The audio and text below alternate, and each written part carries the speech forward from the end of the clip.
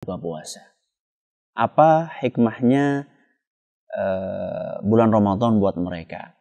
Mungkin mereka mengatakan hikmahnya kami bisa nambah penghasilan yang Masya Allah cukup menggiurkan sehingga kami bisa beli baju baru buat anak dan istri.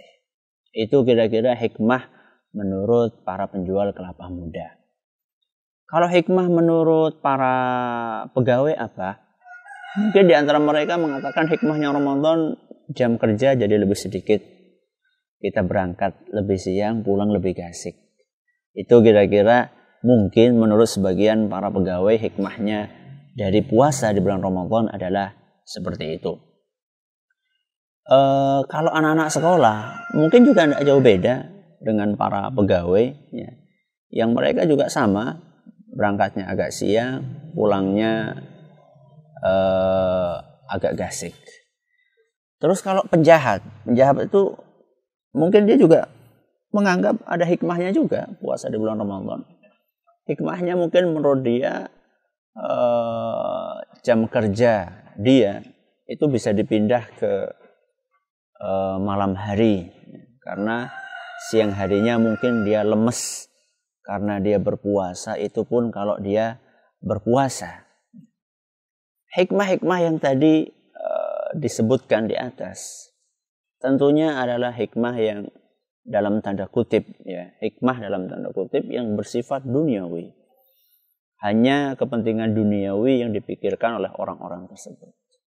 Adapun orang-orang yang beriman, tentu dia tidak berpikiran sesempit itu. Dia tidak hanya menjadikan kepentingan duniawi sebagai hikmah dari sebuah amalan. Tapi orang-orang yang beriman, dia akan menjadikan Al-Quran dan Sunnah Nabi SAW sebagai hikmah dari amalan yang dia lakukan.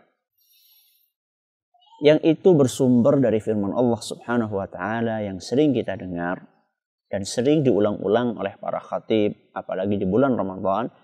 Ya ayyuhalladzina amanu kutiba alaikumus siyamu kama kutiba alal ladzina min qablikum la'allakum tattaqun.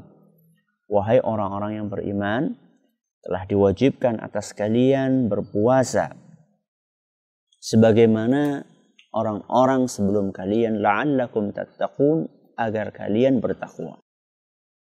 Jadi hikmah puasa menurut orang-orang yang beriman adalah untuk menggapai ketakwaan.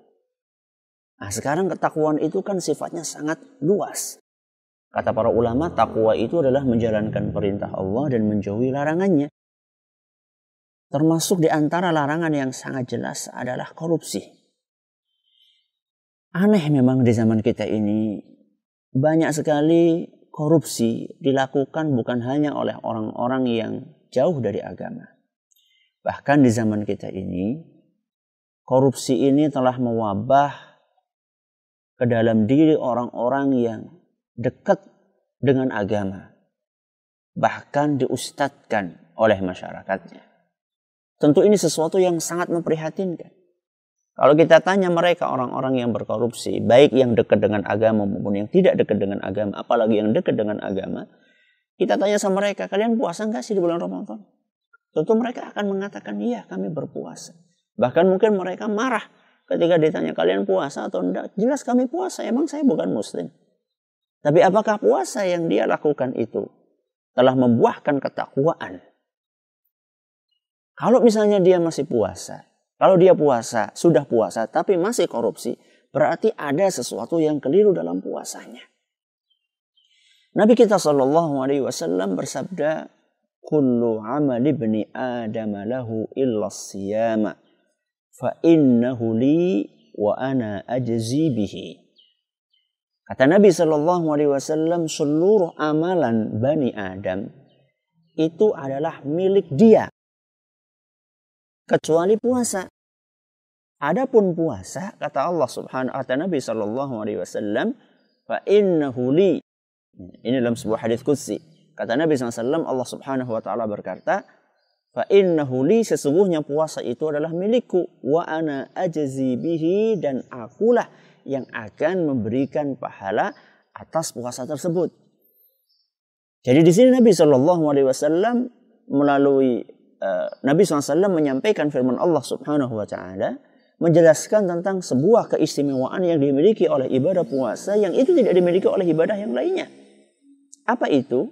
Allah Subhanahu wa Ta'ala mengistimewakan puasa dengan mengatakan fa innahu li. Puasa itu untukku. Wa ana ajzi bihi, dan akulah yang akan memberikan secara langsung pahala dari puasa tersebut. Yang jadi pertanyaan, apa sih perbedaannya antara puasa dengan ibadah-ibadah yang lainnya seperti sholat, puasa, zakat, dan seterusnya? Seperti sholat, zakat, haji, dan seterusnya. Apa sih yang membedakan antara puasa dengan yang lain-lainnya? Jawabannya kata para ulama, di dalam ibadah puasa, kejujuran seorang insan itu sangat mendominasi dirinya. Sekarang kalau misalnya orang berpuasa atau tidak berpuasa, yang tahu siapa? Yang tahu adalah Allah Subhanahu wa Ta'ala dan dia sendiri. Mungkin saja ada seseorang, dia nggak puasa. Jadi dia kesiangan, kemudian dia bangun jam 6:30, tentunya waktu sudah habis, ya, waktu untuk sahur sudah habis. Kemudian dia terlanjur dia makan nasi goreng sampai kenyang, kemudian sisa-sisa minyaknya dia bersihkan sampai tidak tersisa sedikit pun tanda-tanda orang baru makan. Kemudian dia berangkat ke kantor, menampakkan diri berangkat dalam keadaan lemes, ya. Matanya agak kuyu, seakan-akan dia berpuasa. Apakah teman-teman di kantornya tahu? Tidak tahu. Jadi di dalam ibadah puasa, kejujuran seorang hamba itu sangat dominan manakala dia menjalankan ibadah tersebut. Adapun sholat, orang bisa melihatnya. Apalagi haji, orang bisa melihatnya. Dan seterusnya. Tapi puasa, ketika seorang insan sudah berpuasa, dan dia tidak makan serta tidak minum, padahal dia mampu untuk makan dan minum manakala tidak dilihat oleh orang lain.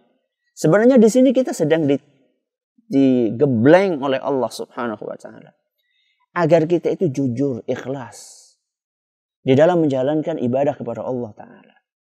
Seandainya seorang hamba mempraktekkan kejujuran ini bukan hanya ketika dia berpuasa saja, tapi ketika dia menjalankan amanah, ketika dia menjalankan pekerjaan, ketika dia menjalankan tugas, berarti orang tersebut dengan izin Allah Subhanahu wa Ta'ala dia telah mencapai sebuah hikmah yang sangat agung dari berpuasa. Maka kalau misalnya Anda sudah berpuasa tapi Anda masih korupsi, berarti puasa Anda ini belum benar. Dan korupsi ini bukan hanya berlaku dalam masalah uang saja, termasuk dalam waktu. Korupsi itu dalam waktu juga ada. Bukan hanya korupsi dalam masalah uang materi saja. Dalam waktu pun ada korupsi. Kalau kita cermati, puasa seperti halnya ibadah-ibadah yang lainnya, itu ada start, ada finish. Ya. Sholat ada waktu awalnya, ada waktu akhirnya. Haji juga sama, ada waktunya sudah ditentukan oleh Allah Subhanahu wa Ta'ala. Zakat juga ada per tahun, ada aturannya. Begitu pula puasa. Puasa juga ada start dan finishnya. Ada awalnya dan ada akhirnya. Awalnya dimulai puasa dengan terbitnya fajar shadiq, diakhiri dengan terbenamnya matahari. Seorang hamba nggak boleh dia itu menambah waktu puasa tersebut. Ya. Misalnya dia pengen, anak pahalanya pengen banyak, lebih banyak. Anak pengen puasanya sampai isya. Makanan ada di hadapan dia. Cuma dia pengen, katanya menurut dia ingin menambah amalannya lebih banyak lagi. Kita katakan tidak bisa. Karena puasa itu sudah diatur waktunya. Jadi di sini seorang insan, dia berusaha untuk tepat waktu dalam puasanya. Awalnya dia tepat, bukanya juga tepat. Sebenarnya ini adalah merupakan sarana untuk mendidik kita agar kita bisa tepat waktu. Di dalam pekerjaan kita, kita pun juga tepat waktu. Ketika kita sudah terbiasa untuk tepat waktu di dalam berpuasa kita terbiasa untuk awal waktunya kita tidak mundur. Kita juga akhir waktunya juga tidak mundur. Ya. Kemudian juga di dalam buka puasa kita seperti itu pula. Ketika sahur juga seperti itu. Seharusnya ketika kita bekerja pun seperti itu. Sekarang kenyataannya tidak kan. Banyak orang-orang yang berpuasa amat disayangkan. Ketika mereka, Masya Allah, berpuasa tepat waktu, ketika masuk kerja nggak tepat waktu.